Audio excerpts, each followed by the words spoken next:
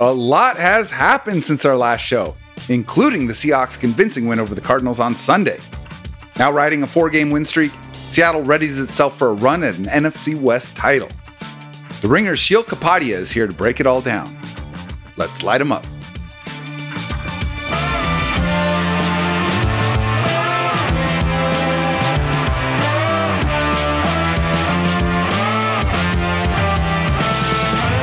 I'm Jacson Bevins, and this is Cigar Thoughts. Welcome back to the Cigar Lounge. I am Jacson Bevins, and along with my aerodynamic producer, Mike Barwin, this is the Cigar Thoughts podcast. And it's been a couple weeks since we last aired, as Mike and I have navigated travel and professional commitments. Man, what a couple of weeks it's been. We'll touch on all of it with Sheil in a moment, but before we do, Cigar Thoughts is proud to be sponsored by Seattle Cigar Concierge and Glenfiddich Single Malt Scotch Whiskey, two companies whose products I enjoy on a regular basis. And look, by now, you know the deal. The Cigar Thoughts cigars are fantastic, and it's not just me saying so. The feedback's been awesome, and you can get your own bundle of 10 for just $149 using the link on the show page or going to cigarthoughtsnfl.com. And with the holidays coming up, they make a great gift for the stogie lover in your life. Mike and I love doing this show, and there are two ways that y'all listening and watching can help support it so that we can keep the episodes coming. One is by purchasing the cigars, and the other is by subscribing to our YouTube channel at Cigar Thoughts, where you can get full episodes, as well as the funny and insightful clips that Mike puts together. Give a thumbs up to the stuff you like, and let us know what you think in the comments. And of course, you can listen to us everywhere you get your podcasts. Now, look, the NFC West continues to be the most amorphous division in the NFL as it refuses to sort itself out. There was a brief moment of clarity after Seattle beat Arizona on Sunday, but the pond was immediately muddied again when the Rams upset the Bills. Still, the Seahawks are in first place with a month to go, and a lot can happen in that time. That's why we reached across the country to one of the most trenchant people covering the NFL. He writes about the league for The Ringer, co-hosts the Ringer NFL podcast, and spent time covering the Seahawks for ESPN. Sheil Kapadia is as real as they get, and we are stoked to have him in the lounge today. Sheil, how are you, my friend? I'm just impressed by the vocabulary, amorphous and trenchant. I'm like, man, I hope I can keep up with this. No, it's always good to talk to you. I'm happy we're finally able to do this and found a good time. And you're right. I mean, this is like one of the biggest stories in the NFL is who's going to win this division, where a lot of the other divisions, they're wrapped up already. But this one, man, anything can happen in the final 4 weeks. Yeah, which, the NFL does this to us every year, but it did feel like there was separate classes in the NFC West coming into the season, and very clearly not the case. And, I said it just a moment ago, but after the Seahawks won, I was like, oh, sweet. The Bills could beat, freaking evil empire right now. And all they got to do is beat the Rams. And then, Stafford goes ballistic. And here we are right back to probably coming down to week 18. The last time that we were on air, the Seahawks had just beaten the 49ers. It's been a couple of weeks. And, your longtime partner, Ben Solak, was with us to try and figure out whether that win over San Francisco meant Seattle was for real. Since then, they've beaten the Cardinals twice. The Jets, their win streak is now 4. What is your impression of the Seahawks through 14 weeks? Yeah, I think, I liked them coming into the season. I had them as a playoff team. I liked their over. I think it was, 7.5 wins coming into the season. So I didn't see them as a bad team. I didn't see them as a great team either. Like, I wasn't like they're going to make the NFC Championship. But everything I had heard about Mike Macdonald and seen with my own eyes with his scheme, I was like, this defense, I think, has a chance to be really good. Maybe not immediately. I mean, that's what happened in Baltimore early in the season. They weren't great, but as he continues to implement his scheme and as the guys start to figure it out and learn the rules and all those things, I thought the defense had a chance to be really good. And then the offense, it's the same question, Jacson, from when I was covering the team. How long ago was it? Almost 10 years ago. Oh my gosh, I'm old. But you can probably Google search Sheil Kapadia, ESPN, Seahawks offensive line. And a lot of things are going to come up if you have that Google search. And it's the same thing. It's like if they could protect, if the line can play well, if they can figure out their best five, then they have a chance to be a very well-rounded team. Now, is that going to happen every week between now and whenever their season is over? I don't know. It might not, but that's kind of how I view them sort of overall. Yeah, and I think it's just really important as fans of this team to keep in mind this is transitional. They are not in a position where it's do or die this year. There's so many unknowns coming into the season, and it is a young roster by and large. And so that's an easier mindset to take when the team is 4-5 and has lost 5 of 6 games, and you kind of tell yourself, well, hey, it's a work in progress. Well, a month straight of wins later and first place with a month to go, you kind of start to switch not only the expectations, but the standard that you judge this team by. And I am trying to hang on to this idea that, look, success in this season is making the playoffs. And if they go beyond that, win the division or win a playoff game, then I think, okay, that's where I start to adjust my trajectory. But anything short of them winning like 6 games or less, I wasn't going to be too concerned. Yeah, I think that's the right mindset. I mean, I always think the most fun seasons as a sports fan are when you kind of don't have the high expectations, and then the team you root for surprises you, and you're like, hey, this is kind of fun. They can make the playoffs. So I think you're right. You have the right mindset. This was about sort of, all right, what's this first season after so many years of Pete Carroll? Now it's all of a sudden a transition, a new coach. You never know with a new coach, whether you like them or don't like them until they're in that spot and dealing with the day-to-day. You really don't know what to think. I mean, if you go back and look at like how coach hires are graded when they're hired, and go back at the last 10 years, there's some bad content out there that people would probably want erased from the internet. So like I said, I like McDonald, but you don't know until he gets there. And I think the signs have been positive, specifically with just the way this defense is playing. I mean, that's the big thing. He seems to be among the cutting edge defensive play callers and schemers in the entire NFL. And I think that's really been the key over this 4-game winning streak and the reason they're in this position right now. So I'm with you. It very well could come down to week 18, Sunday night, Seahawks-Rams, a de facto playoff game to get into the playoff. That wouldn't surprise me. But to be in this position right now where you're most likely going to have a winning record in his first season, I think that's a good spot to be in. Yeah. And you mentioned the defense. I don't mean this to be a leading question, but is that what stood out to you the most when you watched this most recent game against the Cardinals?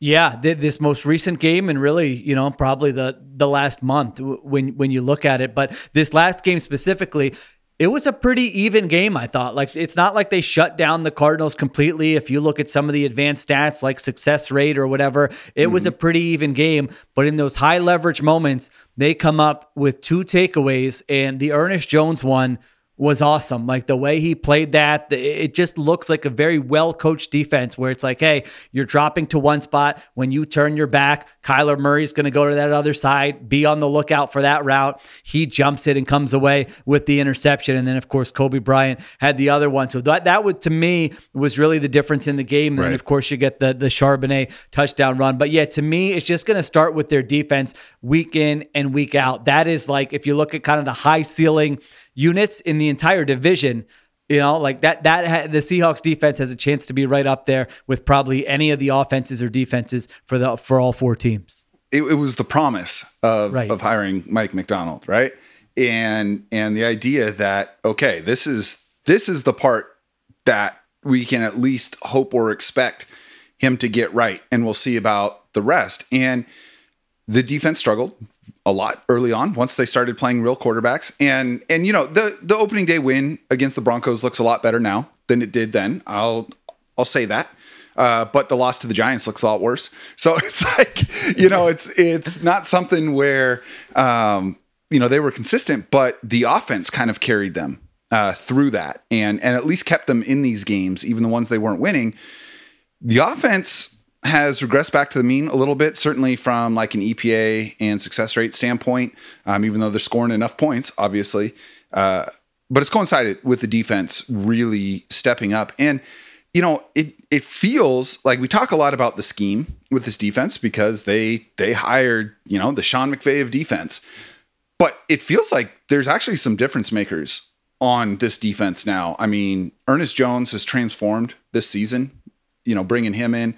Leonard Williams has been playing like a Defensive Player of the Year candidate for the last month. Devin Witherspoon is delivering on his promise.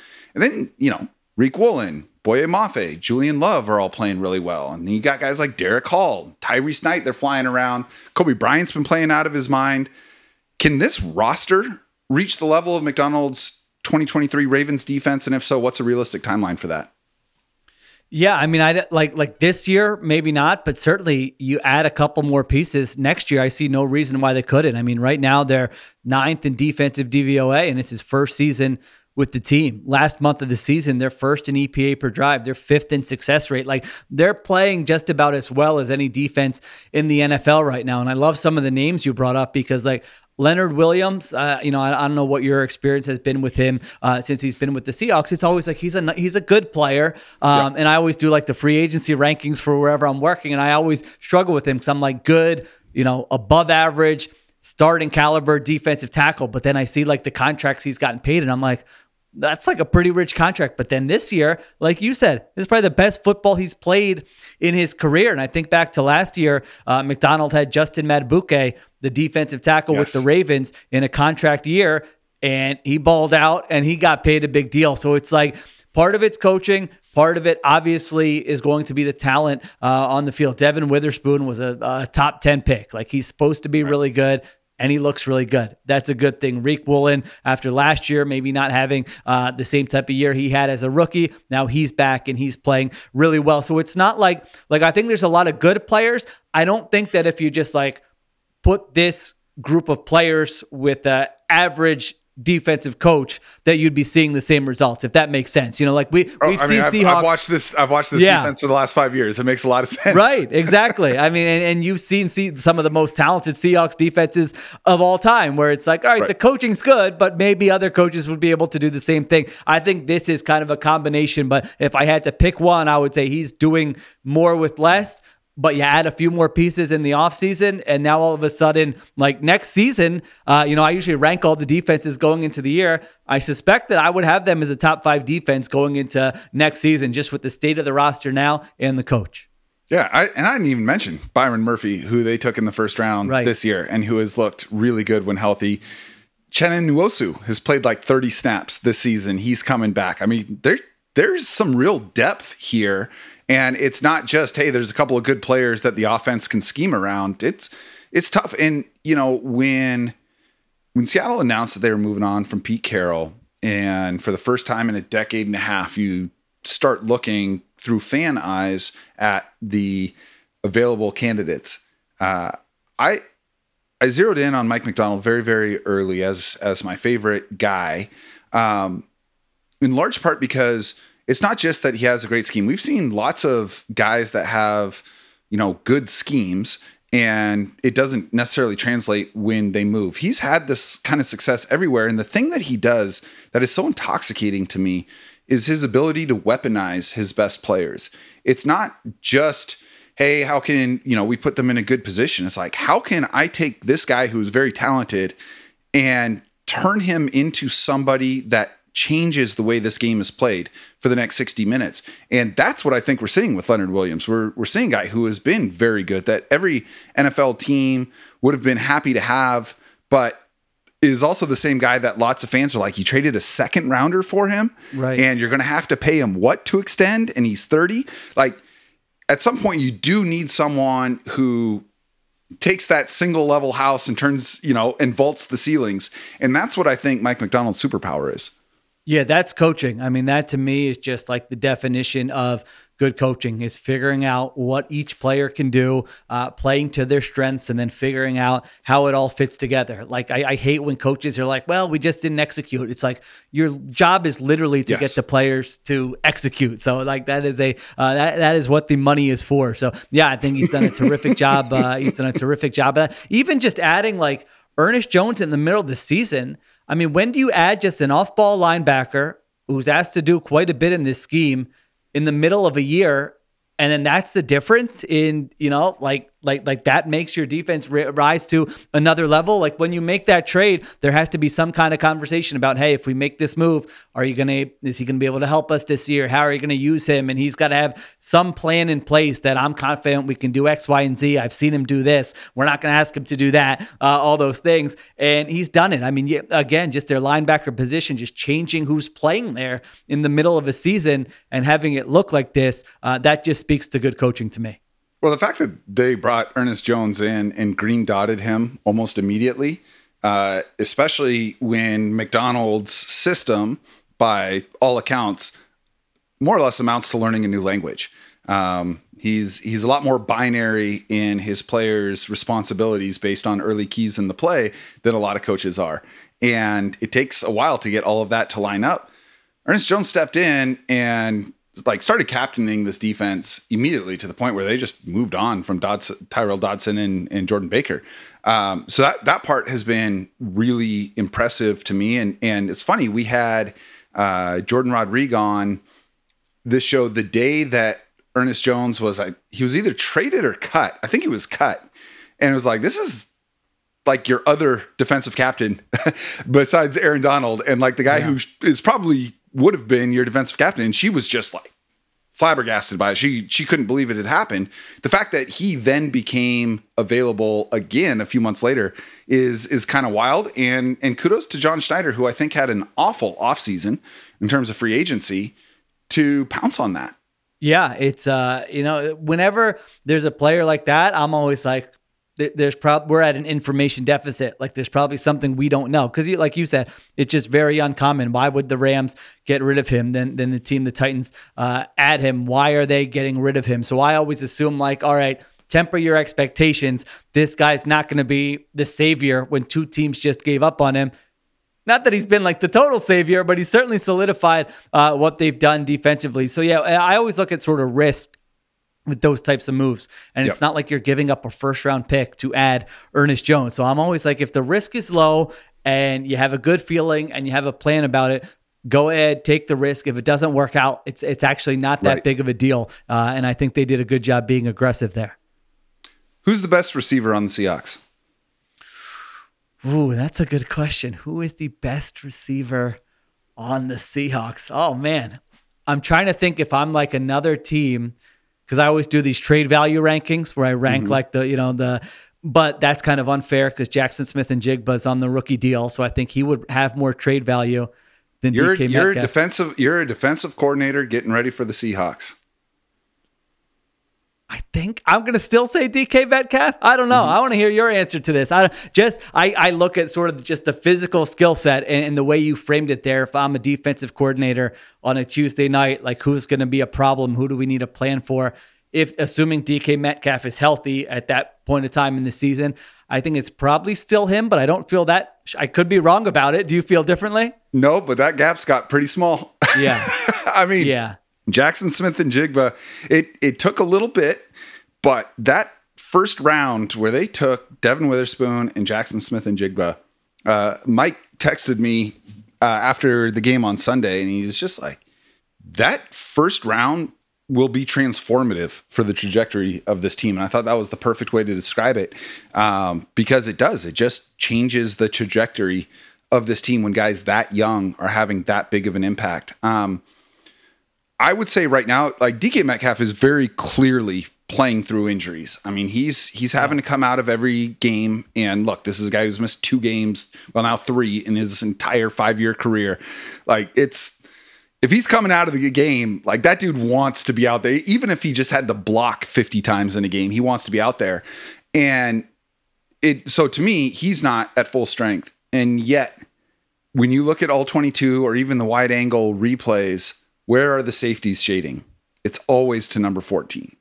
And to me, until defenses switch that focus to Jacson Smith-Njigba, it's still going to be DK Metcalf, regardless of which one of them is putting up the bigger numbers.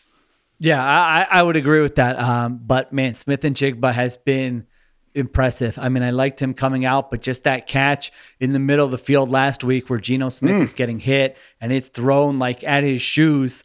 I mean, that was an incredible catch in a big spot, high leverage spot, and he's just been doing it week after week after week here. I mean, he had that screen in the first game there against the Cardinals. I remember that one a few weeks ago. So it's been fun to watch. Yeah, they go from they've kind of had, like when I was there, I remember it was like they drafted Tyler Lockett and it was Doug Baldwin really coming into his own. And it was like Baldwin and Lockett, and then they go Lockett and Metcalf, and now they're going Metcalf to Smith-Njigba. So they've had a nice sort of run here of you at least have two guys who you can count on pretty much every season. One might be a younger guy who you're kind of grooming, and then he gets better, and then you draft the replacement there. So it's not to be taken for granted. I mean, there's a lot of offenses out there where you look at their number 2 wide receiver, and they don't have anybody like that who can make plays, and it makes it a lot easier for opposing defenses to kind of game plan against just one guy. So I feel like you need 3 guys, honestly, like in the modern NFL. That third person can be a tight end, or it can be a wide receiver, but at a minimum, you need like the 2 guys who are reliable, not only to make life harder on defenses, but also to what you're saying about Metcalf. A guy goes down. Now, are you totally screwed, or do you have someone who can take on a heavier workload? And Smith-Njigba has been capable of that for sure. Well, I'll tell you something that gives me a little bit of pause on my opinion here. And you know this already because you've known me for a long time. But I mean, maybe DK Metcalf's mom likes DK Metcalf more than I do. Like he is my guy for sure. But he missed that first game against the Rams, and Jacson Smith-Njigba had like 190 yards.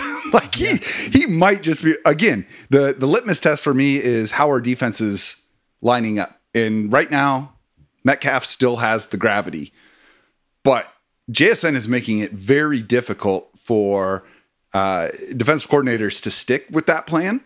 And it's so refreshing because, you know, Jacson Smith-Njigba, and, you know, I'm on record 100 times before he got drafted talking about how much I liked him, which, I mean, whatever, his first receiver off the board. It's not like this is some diamond in the rough I found, but usually the first receiver is going in the top 10, if not the top 5. And he went 20th.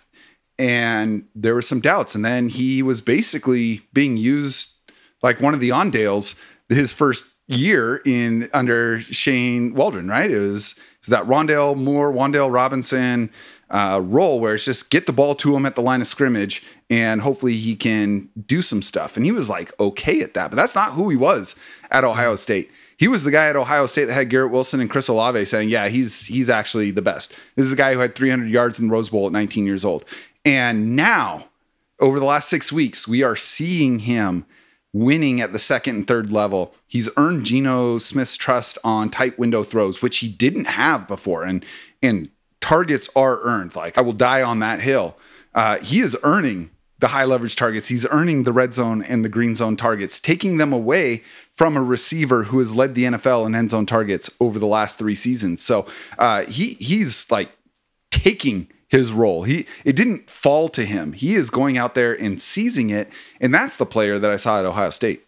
Yeah. I just remember at Ohio State, it was like, he can get open, he can separate, and he can catch the ball. Like those are the things. And we get caught up in all of the sort of the physical stuff and the combine and speed and all that. I'm like, he's getting open consistently and catching the football. So I was just looking it up earlier. DK is 26th in yards per route run, and Jacson Smith-Njigba is 31st in yards per route run this season. So to your point, it is pretty close there. And even their total yards, 911 for JSN and 812 for DK Metcalf. I don't know what kind of the total playing time is there, but I think it's a good 1-2 punch for sure. And their skill sets, to your point, complement each other really well. You know, you have 2 different guys there. And so that helps also. I mean, Jacson Smith-Njigba, just turned 23 and he's 5th in the NFL in receiving yards. Crazy. Like that's what we're talking about. It's not like, oh, hey, he's like emerging into a reliable number 2. Look, Seattle found a Tyler Boyd. No. This is Keenan Allen with juice right now. This is a guy that is winning routes early and then extending those wins throughout the routes. And that's like, to me, the real evolution of an NFL wide receiver, because it's more than just beating the guy that's lined up across from you. You have to beat him, and then you have to read the rest of the defense and get to a specific spot at a specific point. and he's excellent at that. And I mean, like I said, 23 years old, top 5. That's wild. That's wild. Yep. No, he's when I do my trade value stuff for the Ringer next offseason, he's going to be up there, because to have that on a rookie deal is a very, very valuable player, especially when you look at the wide receiver salaries now. I mean, guys are getting paid crazy amounts who are nowhere near as good as he is, and he's still under contract for 3 more years with the 5th-year option, right? So that's a great spot to be in from a team building perspective. And just to stay with that draft class, specifically that first round, for just a moment, there was a big divide among Seahawks fans, and I think justifiably so, when Seattle had the number 5 overall pick, between Devin Witherspoon and Jalen Carter. Yeah. And because I've got you here, you're an Eagles guy, and you follow this team very, very closely. Seattle make the right pick? It's hard. I think the big question with Jalen Carter at the time was sort of the character and the off-field stuff. And so it's still only his 2nd season. I think from just a football perspective, if I had to, they're both awesome. They're both obviously could be all-pro players. I would probably lean Jalen Carter. I mean, he has just been a game wrecker this year from defensive tackle, all pro awesome. type player. Yeah. And I mean, Witherspoon's awesome also. So it also depends, what kind of defense do you have? How do you value the different positions? But I would probably give Carter the edge right now. Just, there's sort of a recency bias after having just watched his film yesterday, where I'm like, man, he has taken a big leap in his 2nd season. He looks like Ndamukong Suh out there, man. Yeah, I like that. That's actually a good comp. I hadn't thought about that. That might be the best comp for him, actually. I think that Seattle, people, we as fallible humans tend to fall into these either or arguments all the time. When you pick someone at number 5, sure, you hope they become a Hall of Famer. You hope that they're a perennial all pro, but really the definition of success for that guy is he good enough to earn a 2nd contract?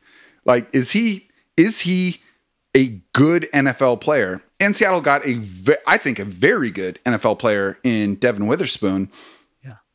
The absence of Jalen Carter, I think, was mitigated by the fact that Byron Murphy fell all the way to them at 16 this year. That helps, right?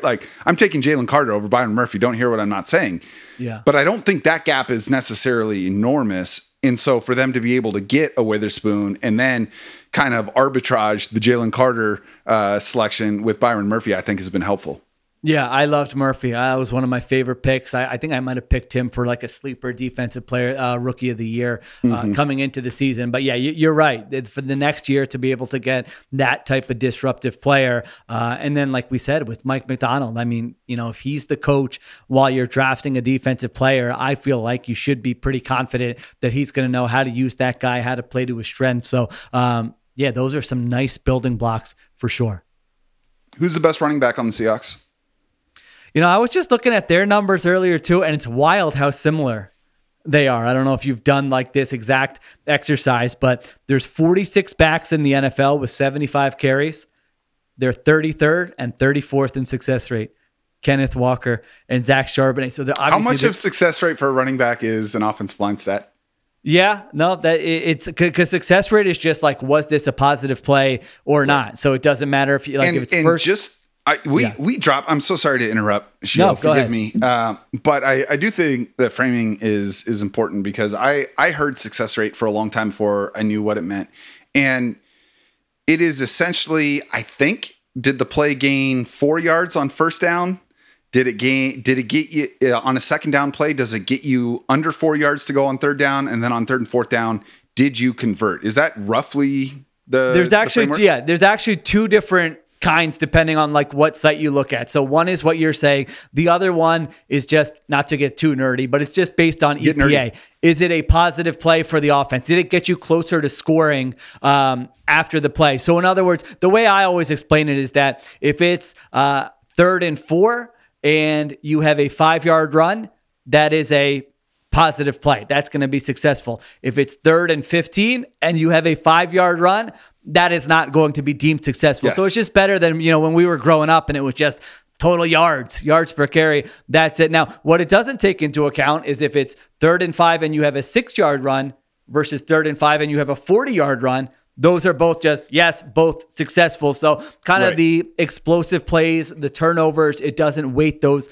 more. So I actually don't have a strong feeling about it, honestly. I think they're different types of backs. I guess, and I haven't looked at all the numbers, it feels like Charbonnet would probably be less likely to produce those negative plays, but maybe also less likely to hit the home runs. Again, I don't even know if that's true. That's just what my eyes, told me. I know last year, especially Kenneth Walker was really a home run hitter. So I don't have a good answer. I'm not trying to duck the question. I just don't have a strong preference for, one over the other.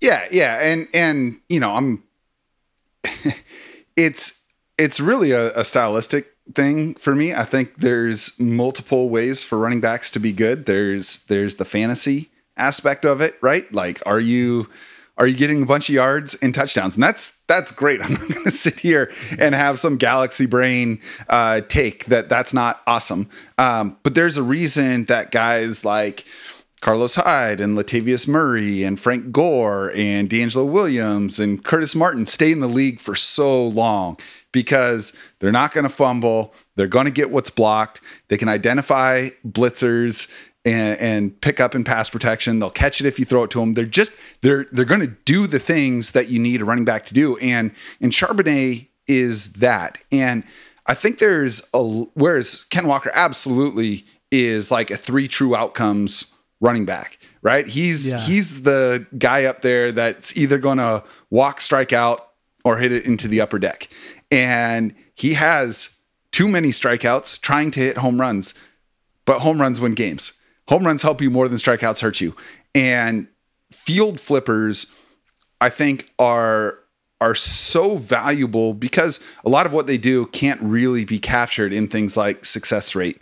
When all of a sudden you go from your own 20 to the opposing player's 20.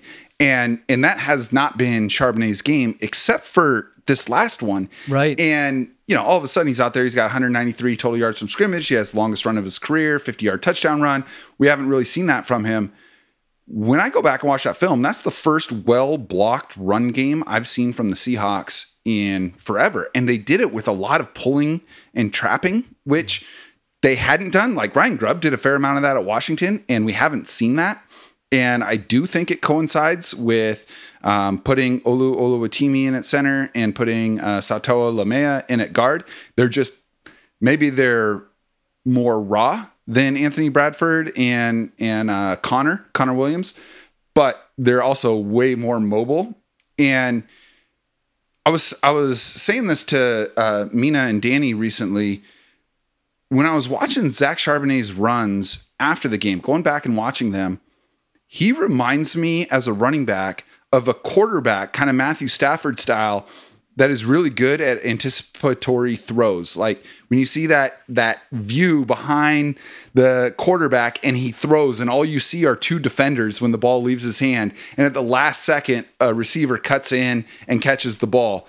That's what I see with Charbonnet, where he's committing to a hole that isn't there yet. And by the time he gets there, he trusts that the hole's going to be there. But it takes him longer to get up to full speed. Whereas Ken Walker's at full speed on, his second step of the carry. But it feels to me like he kind of has to see the hole first. Yeah, it's a great point you make with sort of the run scheme and how that relates to what you're seeing from Charbonnet, because those gap runs. And I think that 50-yarder, I want to say, was sort of a guard tackle pulling on that one, a counter run. Like that's got to hit in a certain place and you have to trust it. Like I've seen that on the Saquon Barkley film this year where I'm like, where is he going?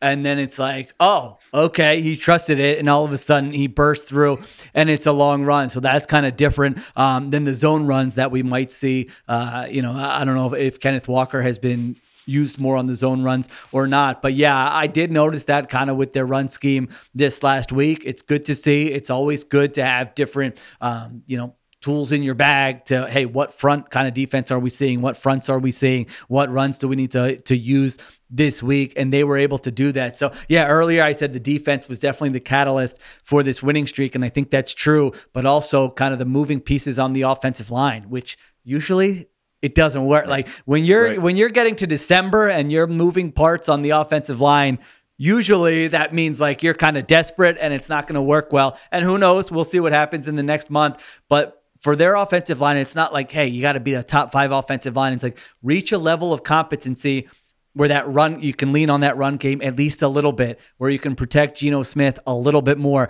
those types of things. It just kind of needs to kind of cross that threshold, that benchmark where it's like, okay, now the players you have who are your best players can actually do what they do. Because if the offensive line's not doing its job, then, those guys have no chance.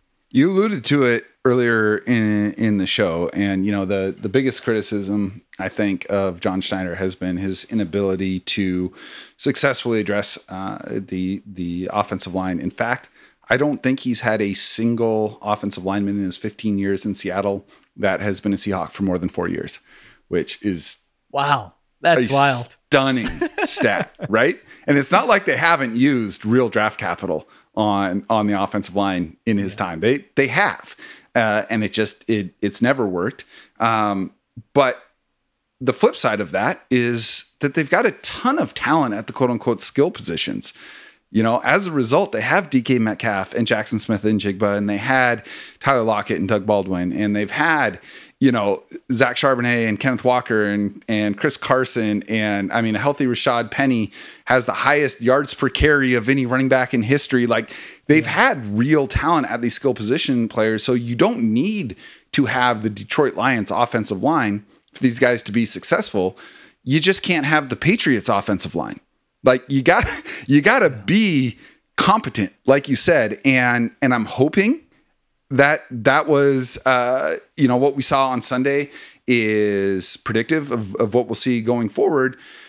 I'm hesitant because one, I think Arizona has been playing way above their talent level on defense all season. And I think we're starting to see water find its level there. The other thing is they played that exact same Cardinals team 2 weeks earlier with the same starting 5 of the offensive line. And I thought it was their worst performance of the season, which is really saying something. So I'm hoping it's not an outlier performance. What I do think is super valuable for this team moving forward is for the first time all year, those offensive linemen are going to go into their film sessions and feel proud. Like that's solid ground they can put their feet on and build from, and they haven't had that this season. Yeah, I'm with you. It's kind of like wait and see. It's a step in the right direction.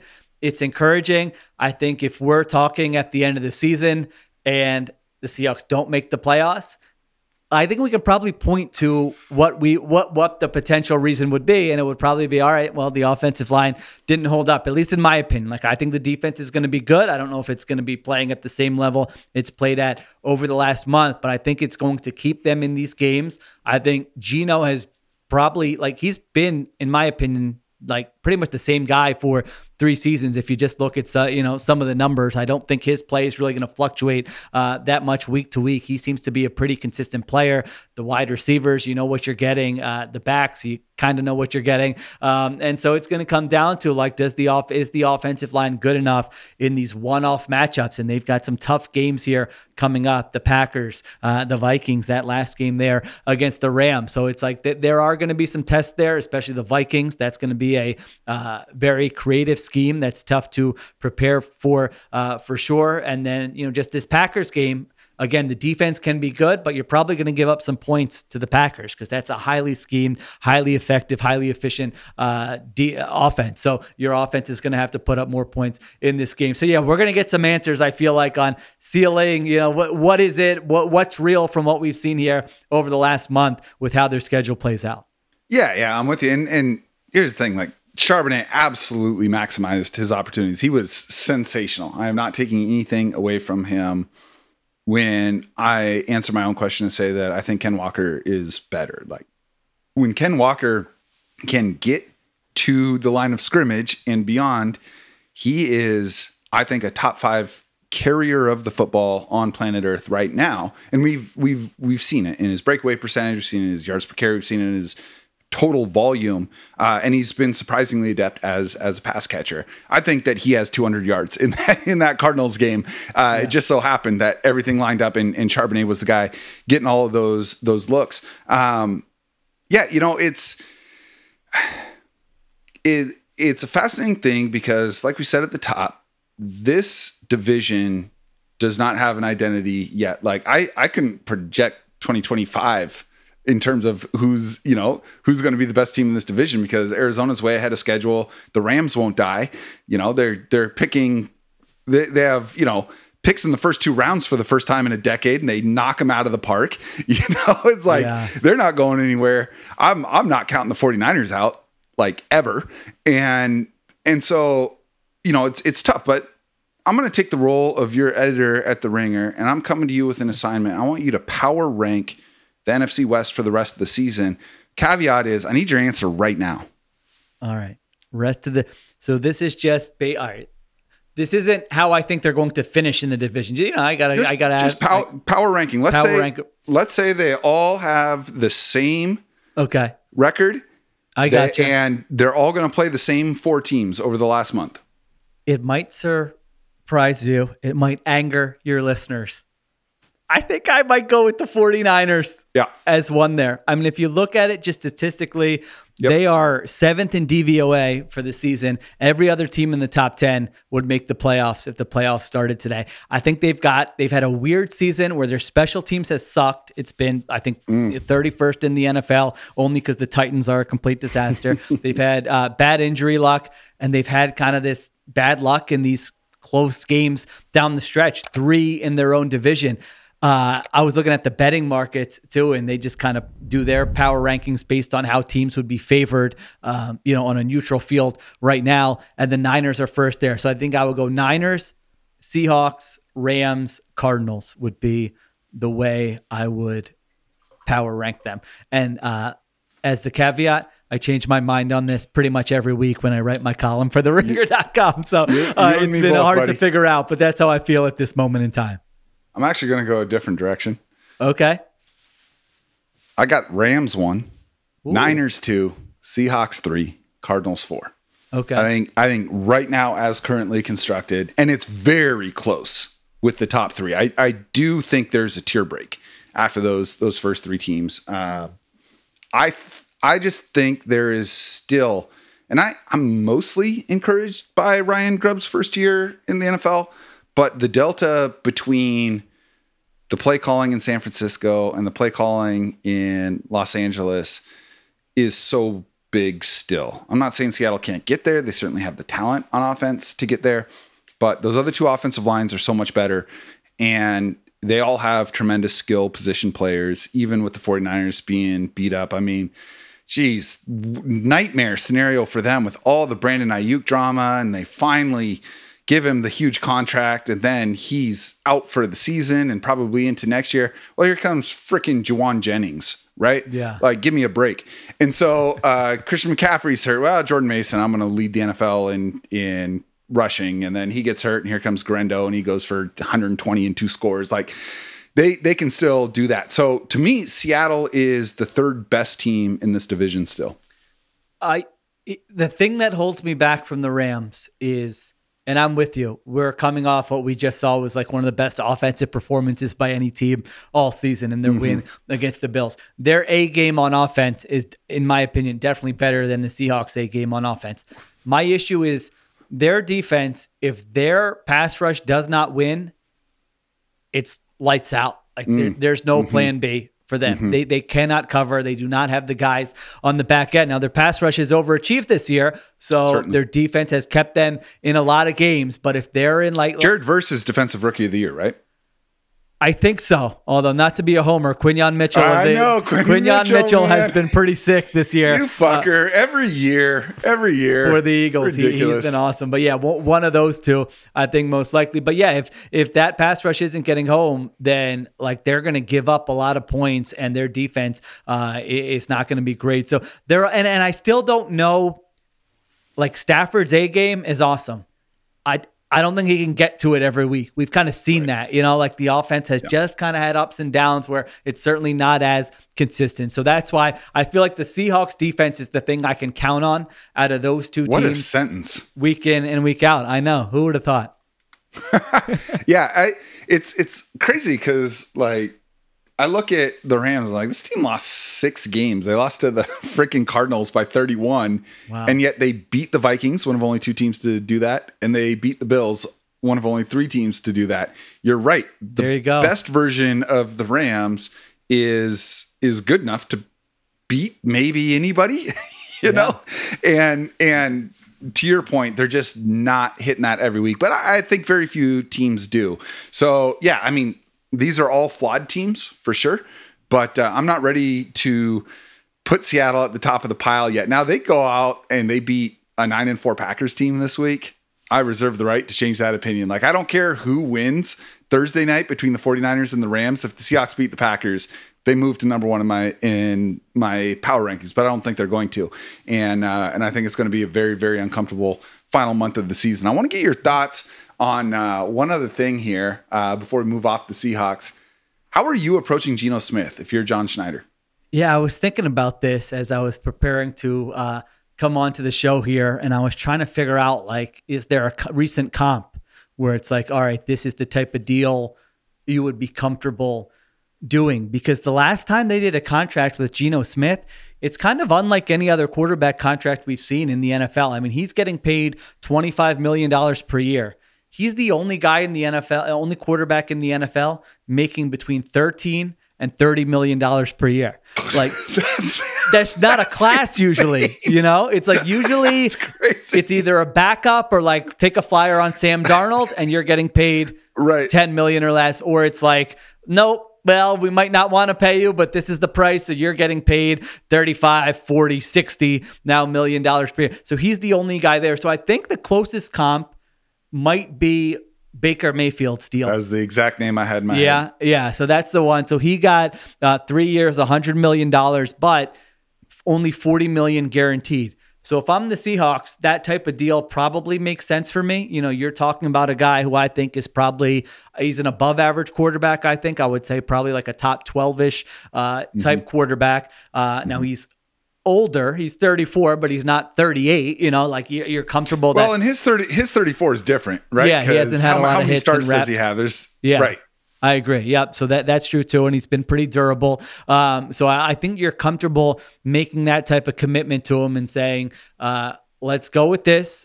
At the same time, sometimes we make the mistake of thinking it's either or, they signed this guy, they're not going to draft a guy. I think the Seahawks are in position to sign him, and then you keep your eyes open in the draft. Who is there? Someone you like on day 2? It's okay. Be aggressive.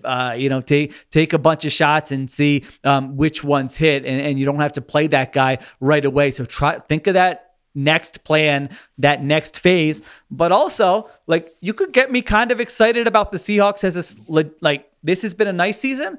But let's say next year, you really have an offensive line. I know you've been saying that for 10 years. Yeah. But let's say next year it's this offensive line has gotten a lot better, and you add 2 more pieces on defense in an NFC that's pretty wide open. I think we can all agree. So I wouldn't want to punt on that and be no, you punt on Geno, move on this year. I don't think that makes sense. I think he's playing well enough where it's going to be harder to find somebody who's better than him. At the same time, you keep your eyes open. So that was kind of what I came up with. Now, Kirk Cousins got $45 million per year. And was Kirk Cousins last year better than how Geno Smith is playing? It's pretty comparable, I think. Right. Those two. So if you're Geno Smith, what kind of deal are you looking for? Are you willing to play hardball where they could use the franchise tag? I mean, think he is. You think he is? Because it's hard to know, because last time he took the deal, and that wasn't, I'm sure he could have been a little bit more aggressive in kind of what he wanted to do, and he didn't do it then. Maybe now he feels like he's earned it. He's at that age where maybe he looks at it like this is my last sort of chance here to really cash in. So, so somewhere in that bulk between 33 and 45 is probably what you're looking at. Yeah. I know that's a big gap, but somewhere in that range. But to your point, he'd like be the only guy in that gap. So Yeah. it's like, yeah, I mean, I think if you heard from Gino's agent, if you're John Schneider, you hear from Gino's agent that he'll take the Baker deal. I mean, you don't go to sleep until that thing's signed. You're jumping all over it. I don't think Gino's going to take that. Certainly not without testing the market. I get the sense from everything that I'm hearing that he is going to get every dollar that he can get. And, he's been open about wanting to stay in Seattle. But I think that as fans, we care so much about the team, about the logo on the helmet, that, we want this sense that I think misplaced loyalty on players to be like, hey, be loyal to this team and stay. Whereas these guys are, and this is how I'm wired personally, I'm loyal to my family. I'm going to make sure when this is all said and done, the teams I played for aren't going to matter as much to me as how well did I set up my family financially, and how good of a life can I live as I spend the next 40 years dealing with all the physical and potentially emotional, mental trauma of being an NFL football player. I want every freaking dollar, and I don't fault Gino for trying to get that. I think it's going to take closer to 45 to get him. And I still lean that way. And I would use this next contract to try and find the next quarterback. But I think that one of the things that gets lost in this, you can't pay $40+ million for Gino. Look at where all the other places you can put it. Sure. First of all, GMs are fucking terrible at spending free agent money. They're so bad at it, all of them. And so it's hard to just be like, we'll just reallocate these funds and make the team better. The other thing is you do have a lot of good players on rookie contracts. And if you do draft a quarterback, Sal's probably going to be drafting somewhere around 20 again. And I don't think there's a quarterback there that you're like, okay, yeah, we can move on from Gino because we have this guy. And even if there was, it's probably going to take him a year or two to get there. And by then, Devin Witherspoon's off his rookie contract. Byron Murphy's coming up for an extension. And you've had to make a decision on DK and Jacson Smith-Njigba and Reek Woolen. Like, you've got a lot of other people who right now are providing value in considerable excess of their compensation. You have to capitalize on that. And I just don't have any faith that pick a rookie is going to do that to the same degree Gino will. Yeah, I mean, we always have a recency bias with the rookies, like, the next CJ Stroud or whatever. It's like for every one of those. How's his second season going? Yeah. I mean, and even if you like him, it's like for every one of those, there's a Zach Wilson, like especially. And then if you're talking about the 20s, for every CJ Stroud, there's like 4 or 5 Zach Wilsons. Right. Yeah. I mean, you're talking about, if you're being generous, it's like a 40% proposition that you're going to get a solid starter. And we're saying Geno Smith is better probably right now than a solid starter. So you don't, and even those guys who eventually become solid starters, it usually doesn't happen their first season. So now you're throwing a season away where you're developing a guy who may or may not be good, and then you're waiting for his second season. So I just like that, to me, isn't the way to do it. The way to do it is to have Geno Smith and then go ahead and look for that next guy and take some flyers there. Now, the leverage the Seahawks would have is the franchise tag, obviously. So Geno can say, I want to test the market at 45, and they can say, we love you, but sorry, we want you as our quarterback. What's franchise tag for a quarterback, though, right? There. Average of the top 5 contracts, it's got to be like 50-something. It is, but the thing is, you don't necessarily have to use it. You say that, this is how teams operate. They use it as leverage that this is something we can do, right. Because so let's work together so that we don't have to do that, and let's get to a place. And that's usually how it ends up working. So you're right. I mean, that he might look at that and say, sure, go ahead and tag me. That's a big number, and I'll play on it for 1 year, and then I'll hit the market next year. Like, that's not a bad way. That's not a bad way to do it. Dak Prescott certainly did that, and that's actually a pretty smart way to do it to maximize your compensation. So that's just kind of part of how the negotiation would go, I would think. All right, I want to, just because I have you and you do such a beautiful job about talking the NFL as a whole, and I relish every opportunity that I get. So before we let you go, I want to ask you a hypothetical broken down to a series of facets here. Okay. Here's the deal. You have to place a $10,000 money line wager on whether the Seahawks or the following opponents win on a neutral field, assuming current health. I'm talking this Sunday. Neutral field. They're playing at the University of North Dakota. Okay. All right. Seahawks versus Lions. Lions. Seahawks versus Eagles. Eagles. Seahawks versus Vikings. Vikings. Seahawks versus Packers. Packers. Seahawks versus Rams. Ooh. Seahawks. Seahawks versus 49ers. 49ers. Seahawks versus Commanders. Good one. Seahawks. Seahawks versus the Buccaneers. Seahawks. Seahawks versus the Falcons. Seahawks. Yeah, that's right about where I got them. It's funny because the playoffs started now. They'd be the 3 seed.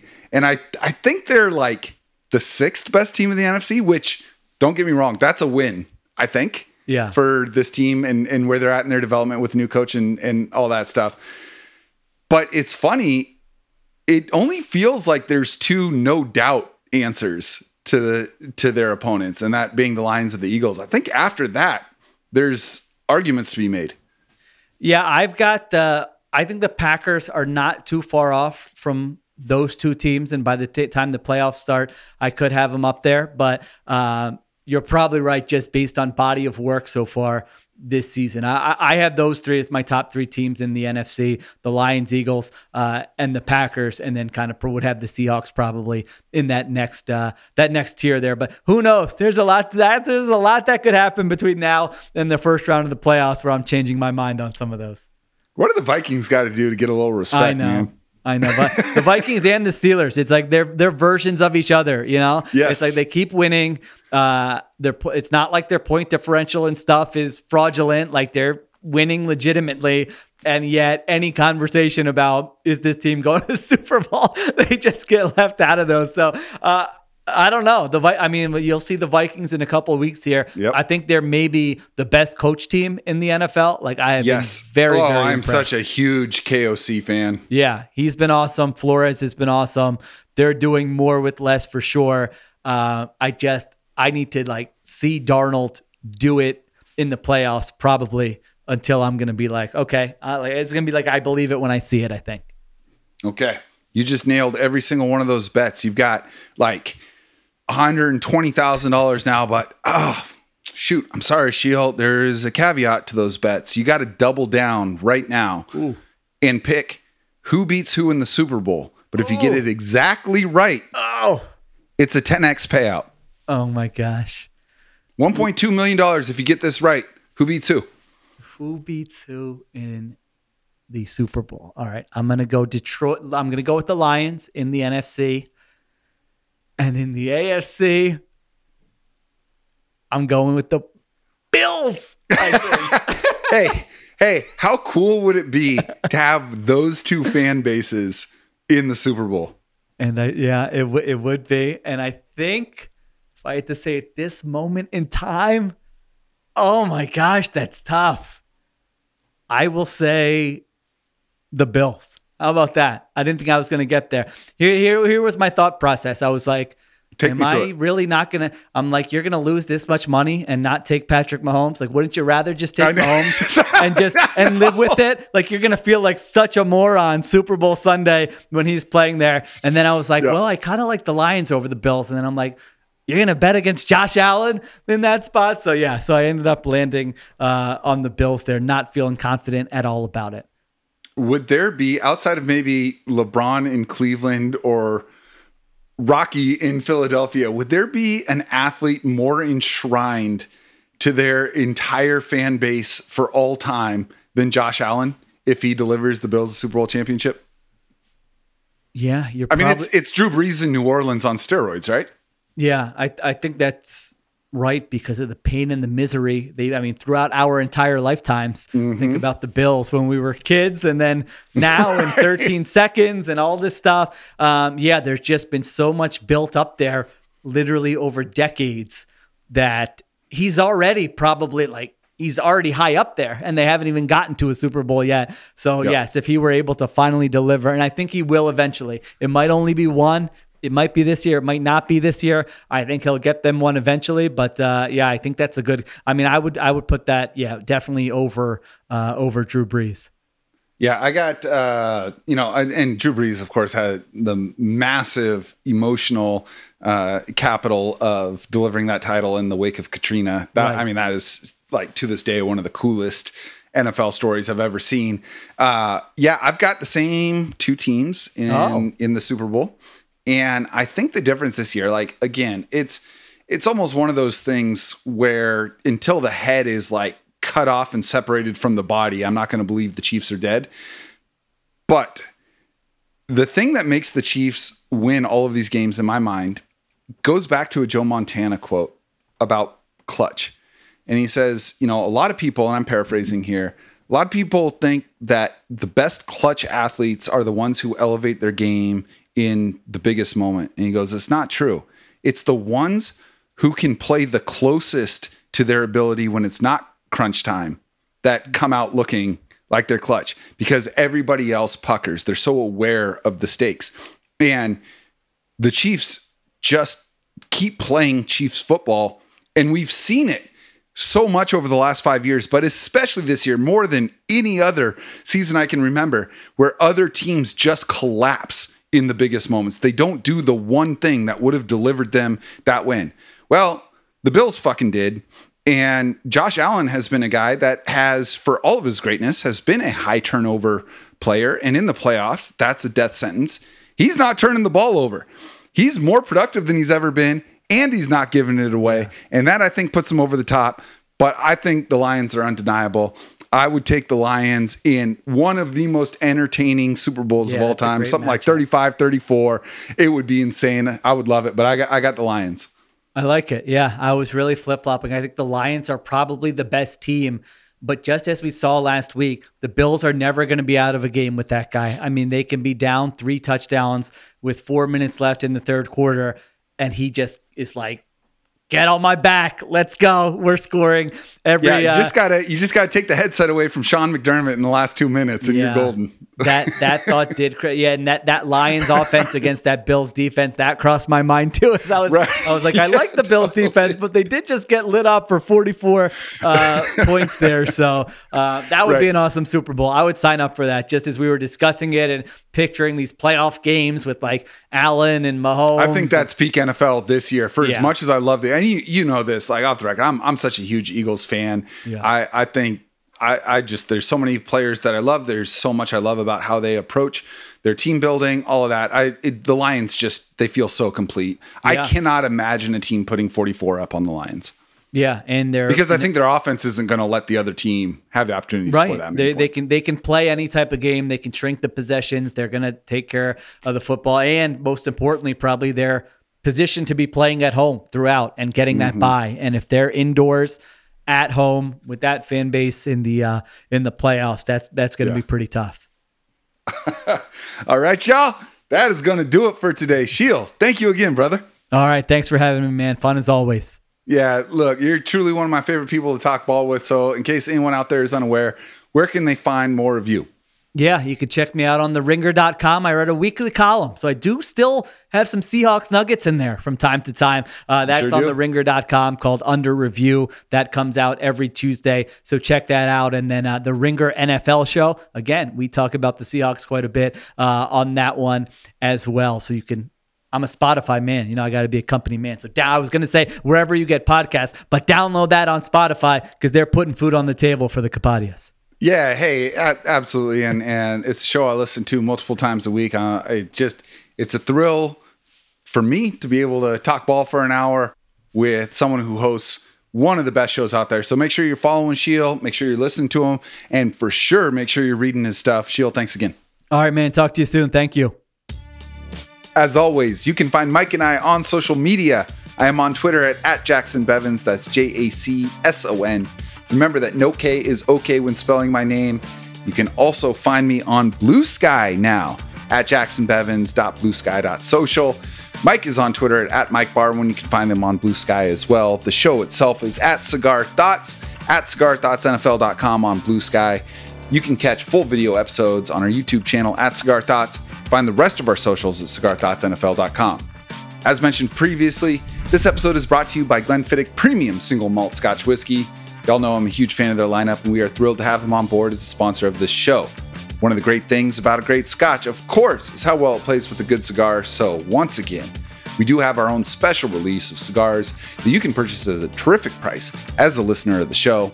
The release of the Cigar Thoughts Stogies has been successful enough for us to continue offering them for the low price of $149. That's right, just $149 for a bundle of 10. As many of you know, we partnered with one of the most prestigious cigar manufacturers on the planet to release these official Cigar Thoughts cigars, but you can order directly from cigarthoughtsnfl.com or follow the link on the show page. These are easy to smoke stogies. They're rolled with 13-year age premium Dominican tobacco leaf. Or you can also hit us up on Twitter, Instagram. We'll send you the details directly. A lot of you have gotten your cigars that way as well. The cigars, they do come with a Boveda humidification pack and a Mylar storage bag to make sure they stay fresh whether you have a humidor or not. And of course, you can listen to this show and for the rest of this season, read every article at fieldgoals.com. If you're listening on Spotify or Apple Podcasts and you like the show, please drop us a 5-star rating and leave a quick review. Look, we know that you've only got so much time in your life for podcasts. It's an honor to be a part of that for y'all. Just know that by sharing this show on social media and with your friends, you really do give us the juice, the energy to keep making this happen. All of life is momentum, and it's been really, really cool to see the momentum the show has built, and that's because of you guys. So we will be back soon, but in the meantime, onwards and upwards, my friends.